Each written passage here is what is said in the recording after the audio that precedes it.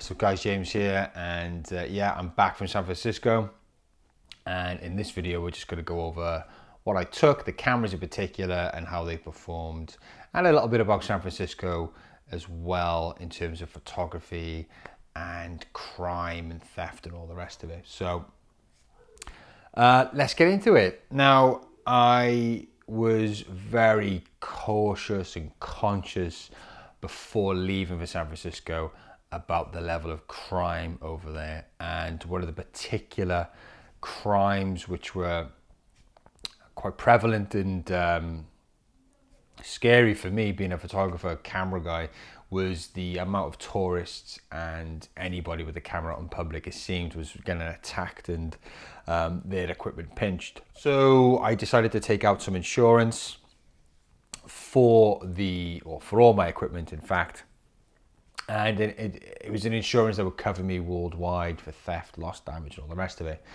And to be honest, it's a good idea. I should have done it a long time ago, to be honest, because I've done numerous jobs, paid work, where I've not had full insurance. And but anyway, so I did it, thankfully.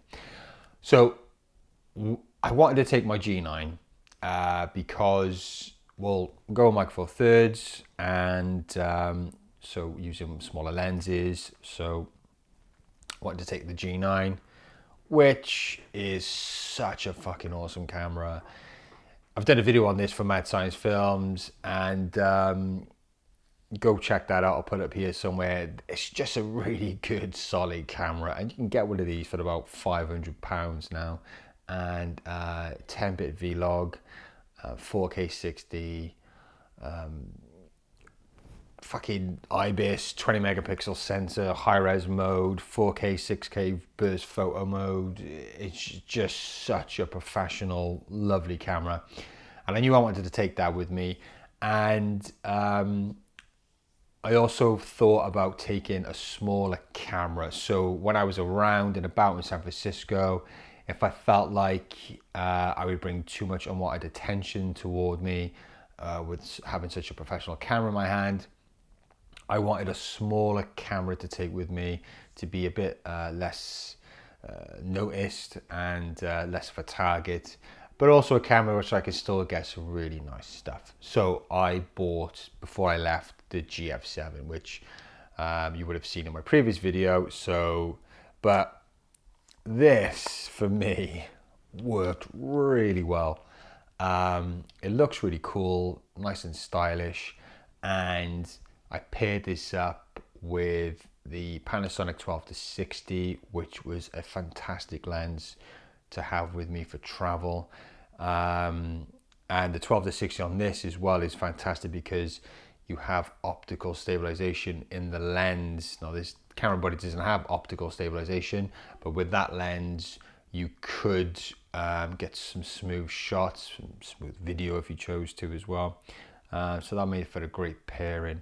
But I really enjoyed, particularly for some street photography, pairing this with the Olympus prime lenses, which I have, and that's the 70mm f1.8 and the 45mm f1.8.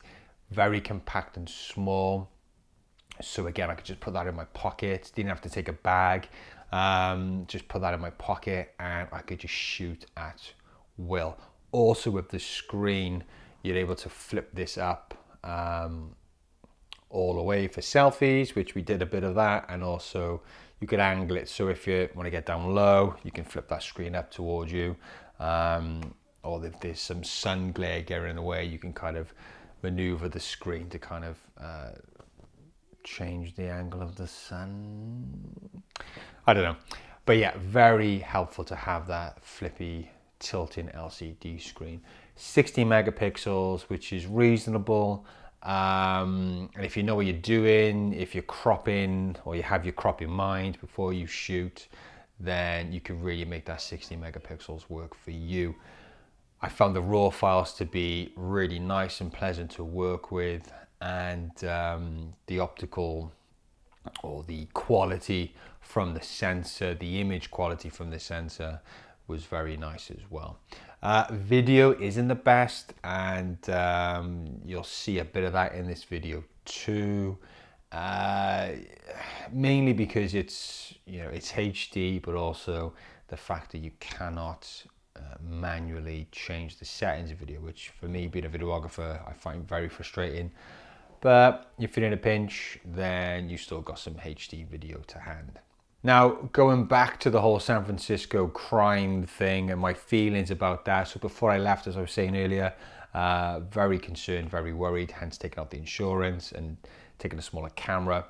But what I found when I was there, and we stayed in the more touristy kind of areas, I mean, the first or the second day we were there, I went down to the wharf and there was a guy there with like a nice camera. Couldn't quite see what camera it was, but he had it in a cage, he had a field monitor, he had a proper rigged out, and he was just there out in the open, leisurely, just kind of filming and looked absolutely happy and content doing that. I, on the other hand, had this in my pocket, so, I was in kind of like safeguard mode.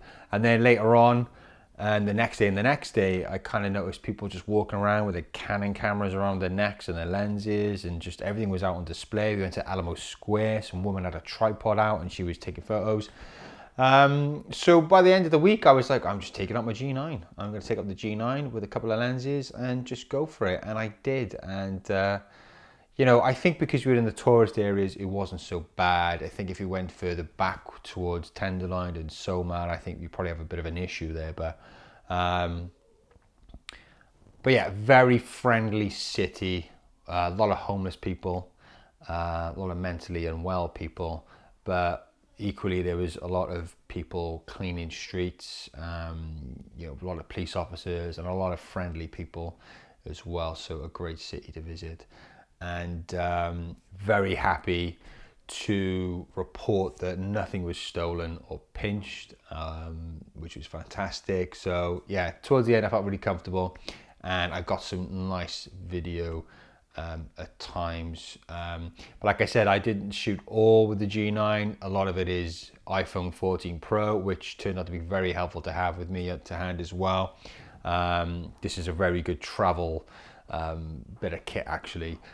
For numerous reasons, but also the GF7 proved to be a very handy camera to have. Brilliant for photos, okay for video, but yeah. Anyway, so rambled on for too much here. About 8 minutes in. This is the video I shot from San Francisco. This video is Yosemite National Park in there too, which was fucking stunning. But yeah, so if you like this video, give it a thumbs up. I'll try and get more on the ball with videos and yeah, get those churned out, I think. But yeah, thanks for sticking with me. Thanks for being patient. And until next time, goodbye.